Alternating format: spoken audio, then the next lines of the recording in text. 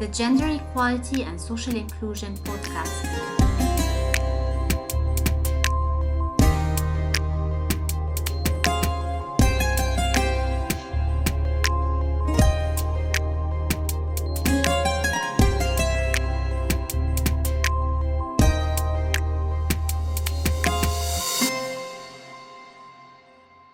Welcome to the second podcast in this Gender Equality and Social Inclusion series, a series that highlights partners' work, views, and practices on themes related to equality, climate, finance, and the built environment. Today, we are talking about green taxes from a social equality perspective. I am your host, Farah Kobaissy from CIDT, the Center for International Development and Training. I am joined today by Tim Gore. He's the head of the Climate and Circular Economy Program at the Institute for European Environmental Policy, IEEP, and a board member of Climate Action Network Europe. He has been working for 15 years in civil society at EU and global levels on social and climate justice. Welcome, Tim. I'm very pleased that you are able to join this conversation today. Thanks for having me. Great to be here. Europe wants to be the first climate neutral continent in the world. It has committed to reducing emissions by at least 55% by 2030, compared to the 1990s levels. Such a profound shift will require substantial policy interventions, including changes to the taxation system. The most important of these would be taxes on carbon emissions, which will make the use of dirty energy expensive. While these policies will have positive environmental impacts, they will also have significant distributional consequences on the social and gender levels. So my first question to you, Tim, is how you assess or evaluate today's European tax system in general in terms of social and gender equality. How fair is our taxation? Well, in Europe, the tax systems have been becoming, I would say, less fair over the last 20 to 30 years. We have seen the top rate of income tax and the top rate of corporation tax and taxes on wealth slowly reducing for the last 10, 20, even 30 years. And this is one of the critical drivers of increasing inequality in European society in this time. And we know, of course, that these are policies which also tend to favor men rather than women, because, of course, men are disproportionately represented amongst, in particular, the wealthiest sections of society and often the highest earners as well. So these are policies which are increasing economic inequality between the richer and the poorer citizens in Europe, but also to some extent between women and men as well. What do you see as the merits of carbon taxation as a mechanism to reduce carbon emissions? So as well as the tax systems in Europe getting gradually less fair over the last 20, 30 years, we know as well that the tax system in Europe is not particularly green. We know this because we are not taxing all of the environmental costs associated with the economy in Europe. We do have pricing of carbon emissions on a large section of the European economy, but there are still lots of highly carbon emitting activities which face no taxes at all.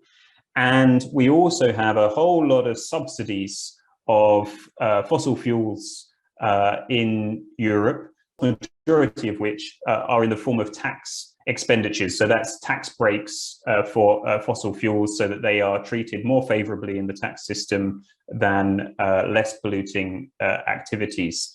So it's really important to make sure that the tax system is not only fairer, but is also greener, which means that it is setting clear incentives away from fossil fuels and towards renewable energy.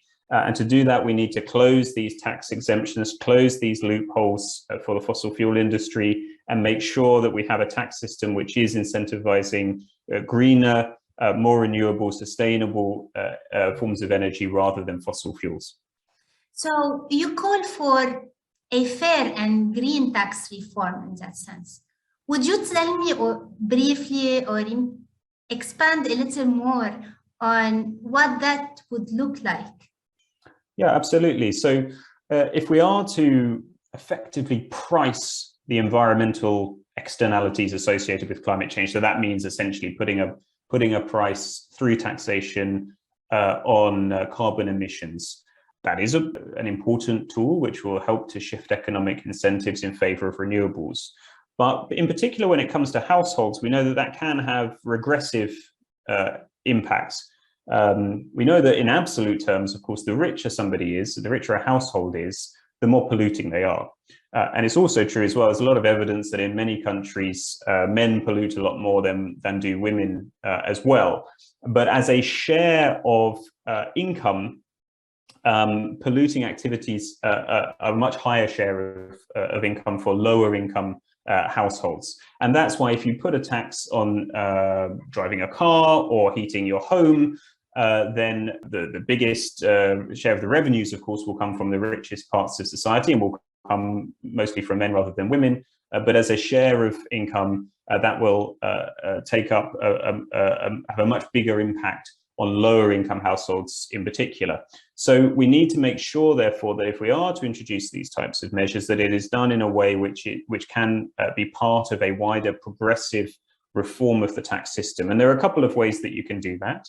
So one is you can make sure that you use the revenues that are generated from a carbon tax, for example, and direct those revenues back towards, in particular, the lowest income households in a society. And you could also, of course, pick measures which would overwhelmingly benefit women.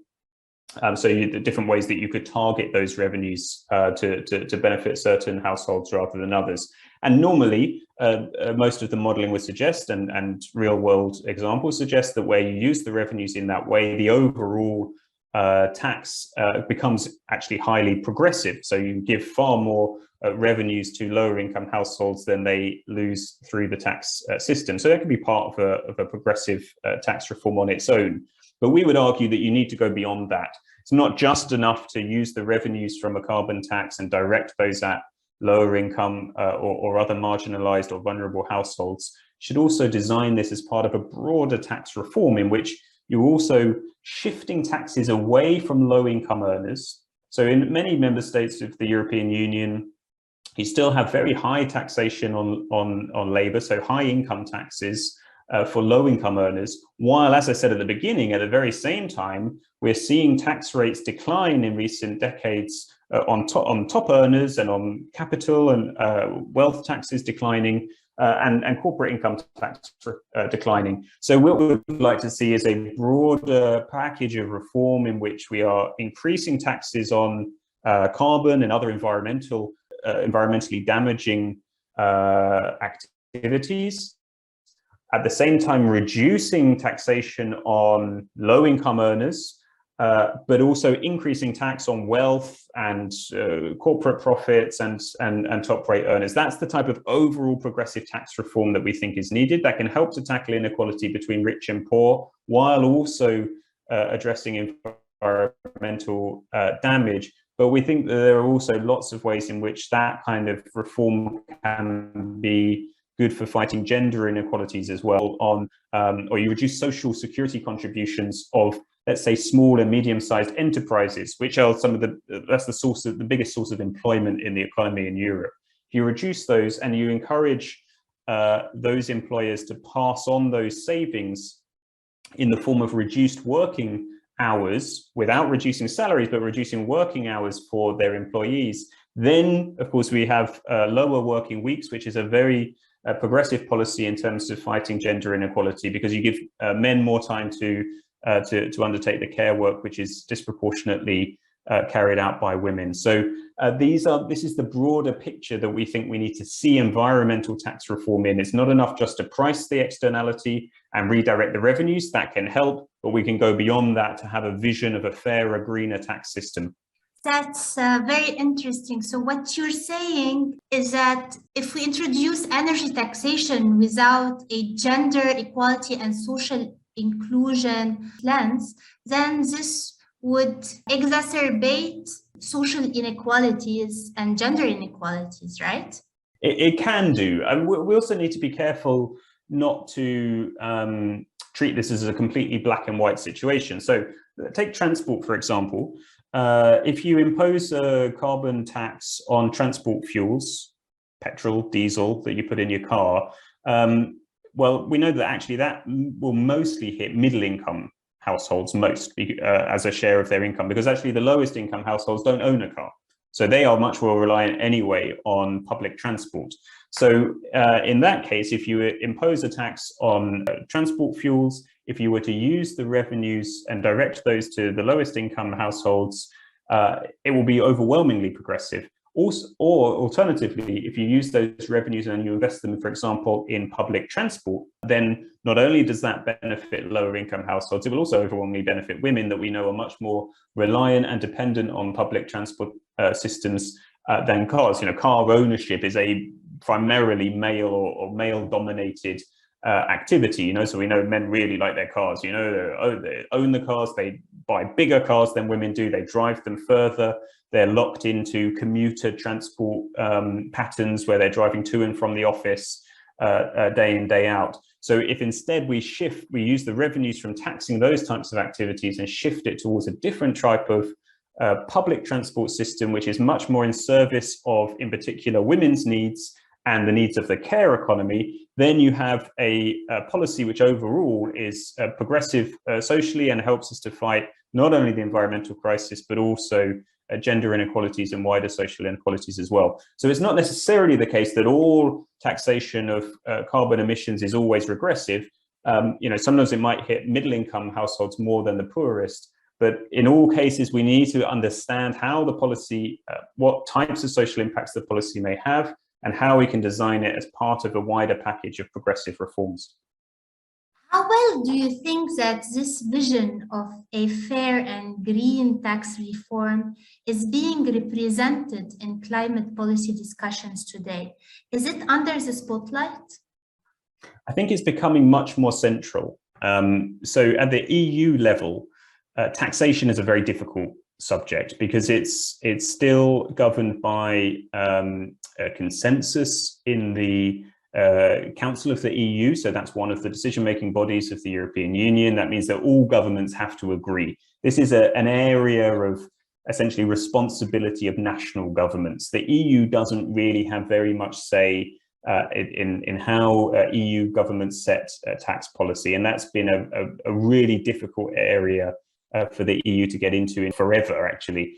Now we're starting to see some movement. There's one area of EU policy which does govern taxation of energy products. It's called the Energy Taxation Directive. This is the area that we're working on at IEEP together with partners in Think Sustainable Europe, which is a network of think tanks on sustainability that we coordinate across EU member states. So we're working on the reform of this Energy Taxation Directive because it's one of the ways in which the EU is able to regulate tax policy to some extent in the member states.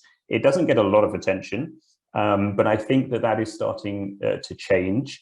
And part of the reason it's starting to change is because this directive is the source of most of the fossil fuel subsidies in the EU. And there's a lot of attention now in civil society and in governments and in the private sector on trying to get rid of fossil fuel subsidies. And if you want to do that, then you've got to start by reforming the Energy Taxation Directive. The other reason that there's a lot of interest increasingly in this area is because the European Union has made a proposal to extend its emissions trading scheme. So this is an emissions trading scheme. It's not a tax as such, but it's a way of applying a carbon price in certain sectors of the economy. At the moment, it only applies to heavy industry and some other sectors of the economy, but their proposal is to extend it to transport and buildings, which means that it will have an impact on heating costs of households and also transport costs. So together with the reform of the Energy Tax Directive and this proposal to extend emissions trading into these two new sectors of the economy, there's a lot of concern about what the social impacts could be, how to address those. And that's forcing a lot more attention now on understanding these problems, on understanding how carbon pricing and taxation needs to be designed in a way which is socially fair. And I think that means that all of a sudden we need the climate movement, not only looking at climate policy, but looking at the bigger picture, social policy, taxation policy, the wider vision of the economy and the society that we're trying to build. It's not just about trying to tackle emissions. We need to do this as part of a fairer and progressive package of social reform. And while doing this, how can your partnership with Laudes Foundation support your mission for a fairer and greener taxation system across the EU? Yeah, the partnership with Laudes is really critical to our work. It's been pivotal in helping us to build the Think Sustainable Europe network of think tanks. So it's supporting us to grow the size and the capacity of that network with more representation, in particular in the Central Eastern European member states, where civil society is much weaker, more constrained, where we do need to see more resources being directed, more support. So that's really allowing us to strengthen our work with organizations in those member states. And then we're focusing in particular on this work to reform the Energy Taxation Directive and looking at how the emissions trading scheme extension will interact with that.